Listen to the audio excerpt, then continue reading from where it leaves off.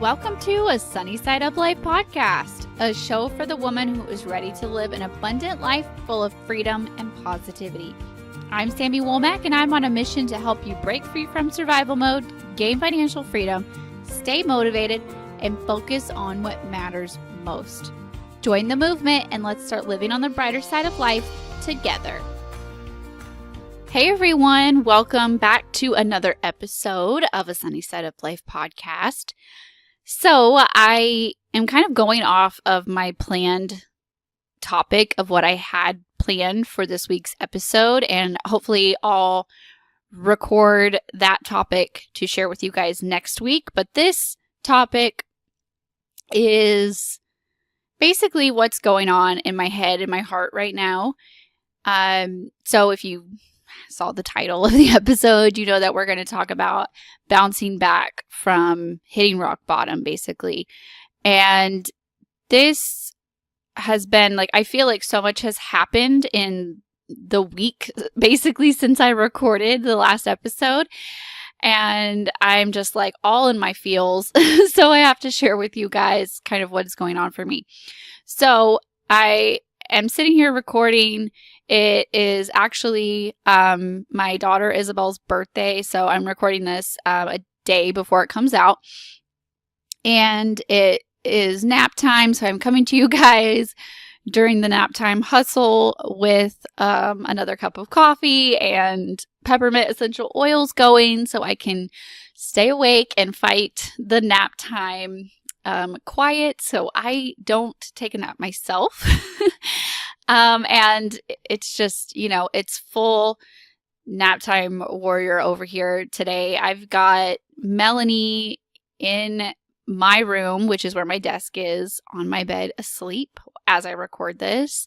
And Izzy's in the girls' room and June is in the living room. And that's how we do nap time in this tiny 2-bedroom house when mama needs to work. So that's what we do. Today is actually Izabell's birthday. It's her 5th birthday, and we're going to go out to dinner later, her choice, and that's kind of it for now. And we're going to have her birthday party later on in the weekend, and I'll be sure to share pictures with you guys, of course.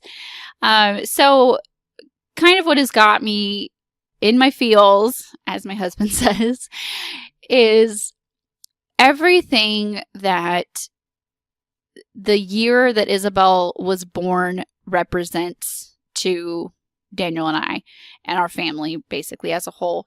And it's been 5 years since what I consider my rock bottom moment, which was actually 3 days before her birthday on the 13th of January, when you guys might have heard my story of what I consider my rock bottom moment is when it was time for Daniel to fly home for Izzy to be born. We went ahead and set up an induced date, and so he was coming home and we had to buy the last minute flight. And even though she was a planned baby, she was our rainbow baby. We got pregnant with her after we had a miscarriage, and so we very much so tried to get pregnant with her after, suffering a miscarriage.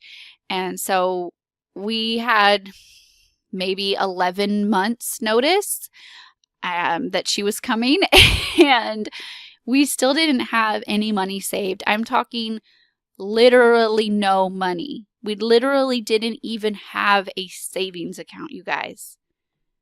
This isn't exaggeration. This is the nitty-gritty truth of it all. We didn't even have a savings account. Here we are. I was 25. He was 28. We're about to have our second child in a 3,200 square foot house and this pretty decent paying job. Everything looks beautiful on the outside. We've been married for 5 years at this point, and, everything is just magical on the outside. And it comes time for him to fly home. It's a last minute flight from New York to Houston. And, it was like $800 or something like that. And we had a couple of hundred, I think it was like maybe 300, I can't remember the exact numbers, left available on our only credit card that wasn't maxed out. I think we had 3 or 4 or 5. I can't even remember. That's how much it all kind of just blurs together. We had a couple of credit cards, a few credit cards at this time. And we ended up having to max out our Discover card a few $100s over. And we were kind of like at this point, it let us do it because it was, I guess, just one transaction. So it didn't decline it.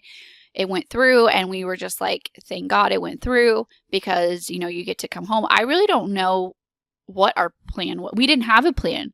And if that would have got declined, I don't even know what our plan B would have been. I mean, we literally had zero plan. And so we maxed out this credit card. The transaction goes through. We're just like, we don't care if we have to pay the penalty, whatever. Life is picking on us, poor us, because this flight is so expensive. It's the flight's fault. It's the money's fault. It's the credit card company's fault for making our limit only that much, which was like $11,000 or something ridiculous. It was a lot, was our limit, and we maxed it out.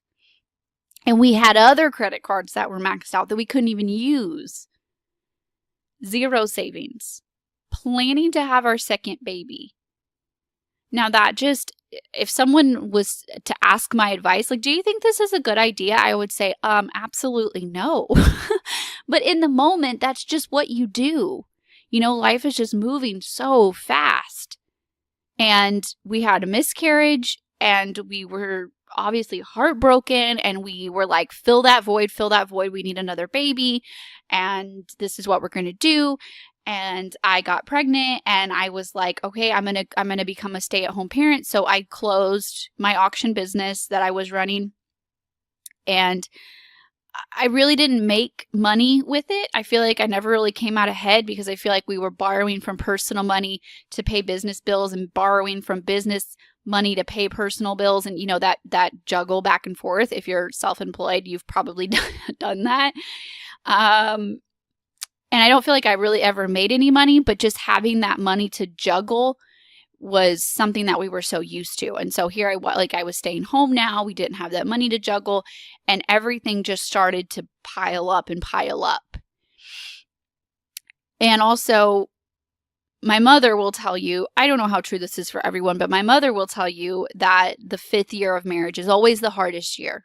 So that was hers and my dad's hardest year of marriage. That was our hardest year of marriage. So let me know if that is true for you, if the 5-year rule applies to you. She's already been warning my sister who just got married over the summer, just be on the lookout for year 5. So I don't know how true that is, but it was true for me.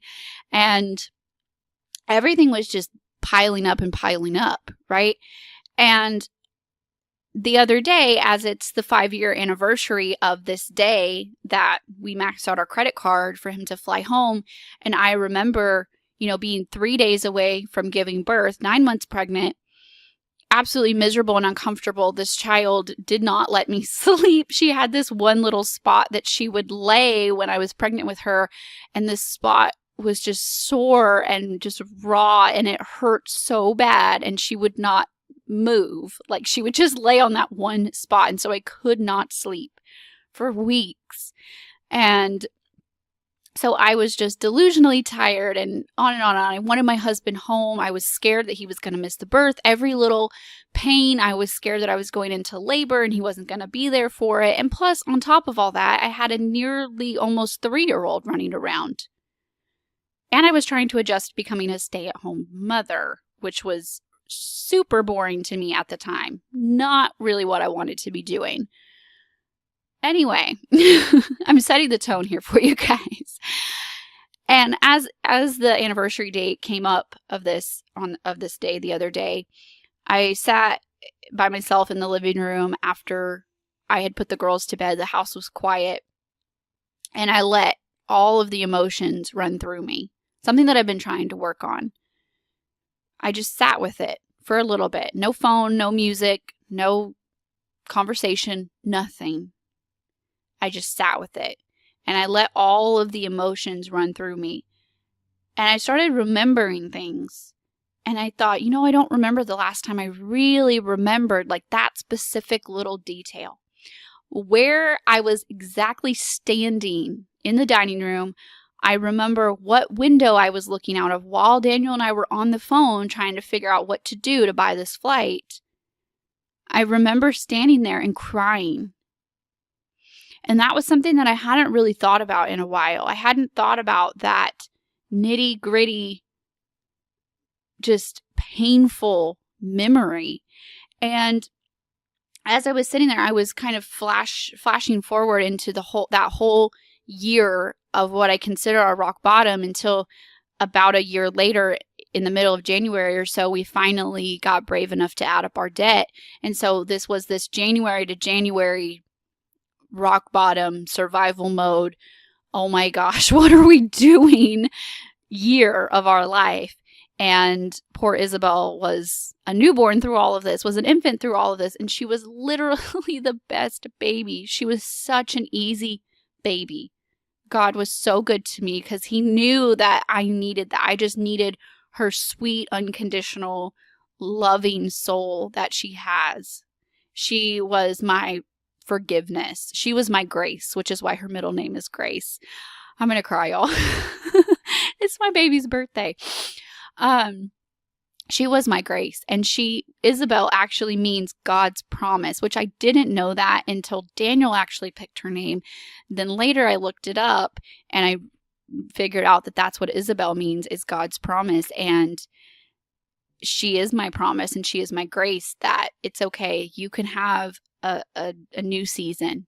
You can start over right where you are, in the middle, in the mess, in the nitty-gritty details that you don't really want to dig back up.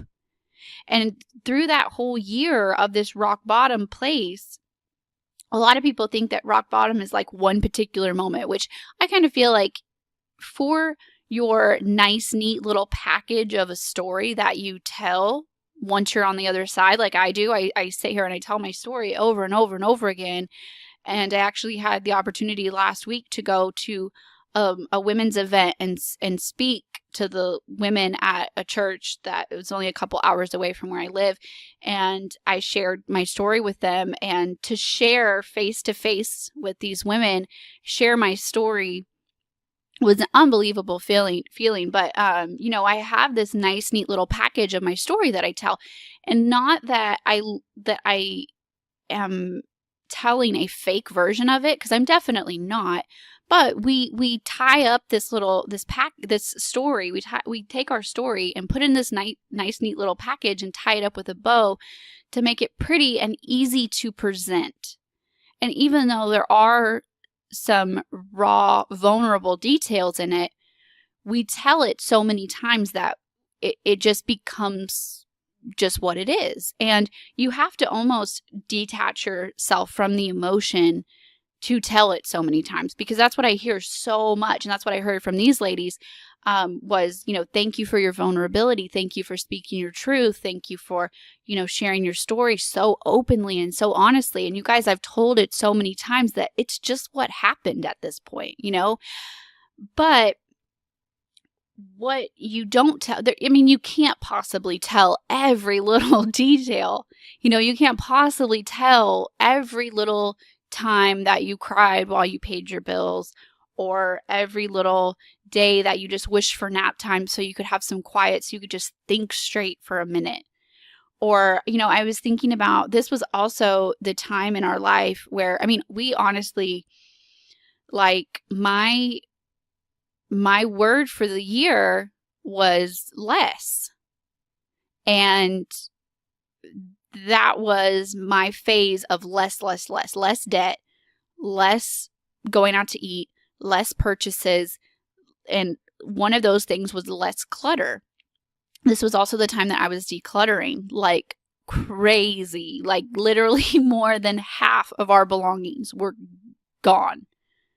They were donated, sold, thrown away, wherever they needed to go, they were gone out of the house, because I just needed less in my life. I was so weighed down by so many physical and emotional and just every which way kind of clutter. I was overran by it. And so I have this memory of, I used to purge a lot after the girls would go to bed. And obviously, they were really young when I was doing this. And it was even into the time when I was pregnant with Melanie. I'm still purging because it was a huge house, plus a huge workshop, plus a garage full of clutter, plus an entire storage, outside building full of clutter. So it was even more than just our 3,200 square foot house. And this was even into, when I was pregnant with Melanie. And so I have these memories of me in the middle of the night, like when Daniel's at work and the girls are asleep, and just purging basically for my sanity's sake at this point. And I have memories of crying and sweating and packing up boxes and going through things and throwing things away. And if you guys have ever done your first big purge, it is a lot. It's going through things that make you cry. It's throwing away things that don't serve you anymore, but it's still hard. It's all these things. And then I would listen to a couple of podcasts. Podcasts weren't really big then yet, but there were a couple that I would listen to. I would, rewatch Periscope videos. That's when everybody was doing Periscope, really before Facebook Live took off. And I would go back and watch certain people's Periscopes and people that inspired me. I would listen to Dave Ramsey's radio show religiously. I never missed an episode for, several months, if not a year. I would listen to every single minute of every single episode while I was purging, while I was cleaning, while I was doing all these things that I knew were getting me one step closer to getting out of this survival mode. And I tell you this because I don't want you to think that just because I vulnerably and openly share my story, that you see this nice, neat little story that I can tell you in a couple of minutes and you think that's all there was. I don't want you guys to think that. I want you guys to know that there were layers upon layers upon layers of things that were not pretty. Things that were full of tears and sweat and arguments and stress and sleepless nights and more tears and more, just scrap pieces of paper of me planning and figuring numbers and moving things around and purging and selling and doing everything that I could, fighting my way out of this rock bottom pit that I was in, which is what it felt like. It felt like I was just in this dark pit of life. And I was just every day fighting my way one step closer to the surface as I went. And that's what you've got to do. And so if you're in the middle of this, in the messy middle, and you're like, my story is messy, I cry a lot more than I really should, or this, I figure the numbers too often. No one else is doing this. No one else is digging through old clothes to try to find things to sell to get extra money. No one else is side hustling. No one else is babysitting. I babysat for a while for one of my girls' best friends while her dad was going back to school. And I would get up like first thing in the morning. I don't know. He had like 8 o'clock classes. And so I'd have to get up pregnant with Melanie to babysit. And I did it because any little bit helped. Anything helped at this point. So I did everything I could do. And you guys, if you're feeling like my thick of it, my rock bottom, my middle is too messy, I must not be doing it right, you're absolutely wrong. If you hear my story and you're like, well, her story is so nice and neat and just easy to tell, And she just shares it so vulnerably. So something must be wrong with my story. It's not true. I have packaged my story into something that is easy to tell. And there are so many emotions and so many things that I do keep to myself, because that is how raw and vulnerable they really are. They don't really need to be shared for my sake and for your sake. And that's okay. That doesn't mean that they didn't happen. That doesn't mean that I can't remember them.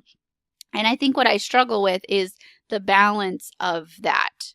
Like, I don't want to feel dishonest and not share, but also some of it needs to stay sacred. And some of it, I honestly have, it's all kind of blurred together because so much happened in that time that I just kind of remember the overview of most of it. I just remember that it was hard. And I also, I am so, I don't know if you guys know this about me, but I really try to find the positive sides of things. You know, that's kind of that's what I do. That's who I am. I've always kind of been like this. And so I try to find the positive. I try to find the lesson. And so sometimes I think in doing that, I almost accidentally discredit my actions, what I've really been through. You know, and I don't want you guys to do that.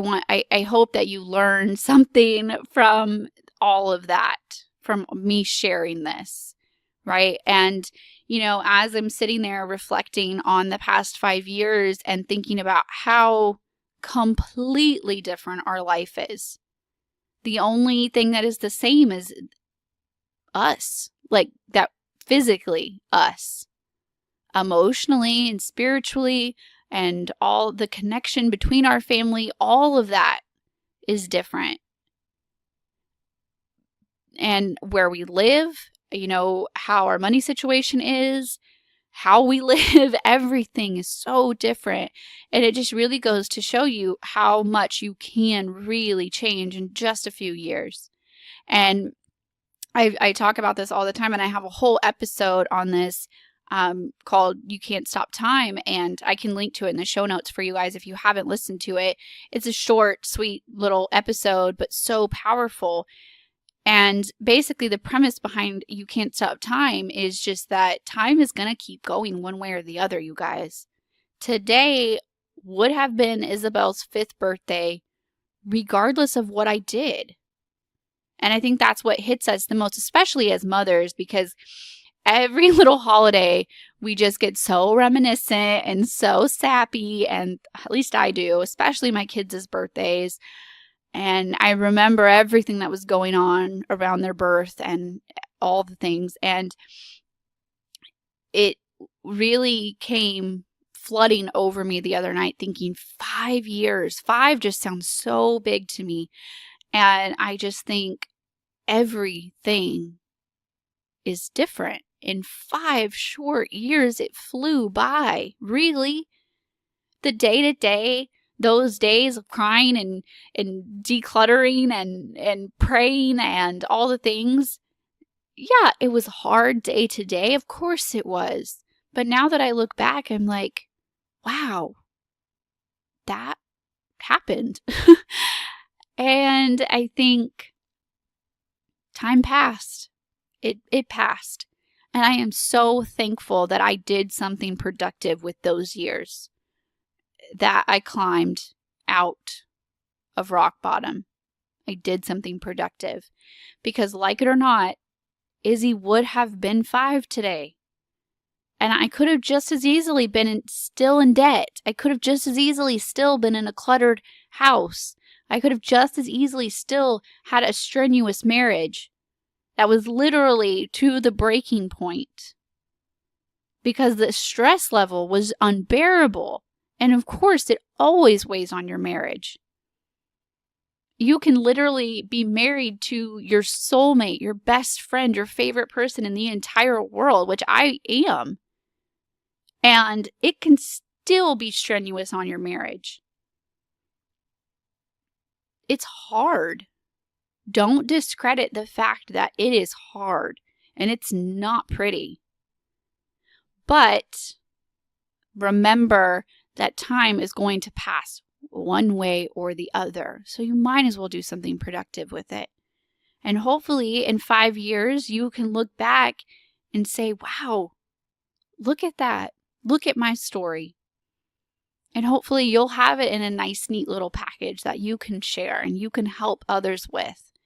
And all of those messy middle details will start to blur together and will be slowly forgotten over time, because we don't want to hang on to all of that negative. We just want to take the lesson from it, right?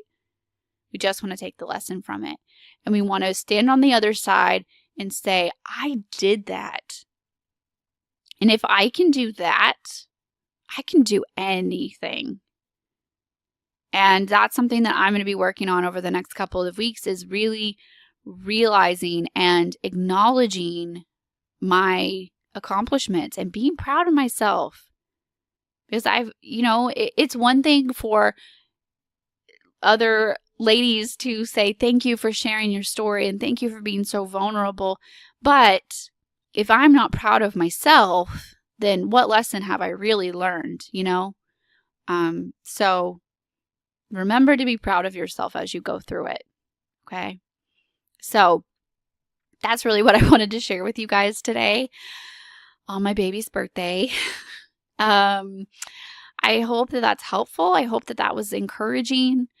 You guys, please share this episode. You never know who needs to hear this message. Like I said, our story, it used to look so perfect on the outside. The high school sweethearts who got married and had their beautiful babies and were living in this pretty house and all the things, and no one really knew how much we were really hurting and really struggling on the inside. Not to say that everyone is really hurting and struggling, but you just never really know. You never really know who needs it, okay? So please share. I would really, really appreciate it. It helps spread the message of hope and encouragement to women all over the world. That is my ultimate goal. I really appreciate you guys hanging out with me. And I have so much lined up for this year. And I am so excited about all of the topics that we have to talk about. So if you guys haven't yet, please subscribe, hit subscribe. There are several of you who are listening and not subscribing. And you guys, if you don't subscribe, you might miss an episode. If you subscribe, then you'll never miss one. And you can make sure, to get all of the goodness that we have planned for 2019 and all of the great things that are happening. All right, guys. Whew. This was a heavy one for me. So I'm going to go and wake my babies up from their nap time, go enjoy the rest of Izzy's birthday. And I will talk to you guys next week. Bye, guys.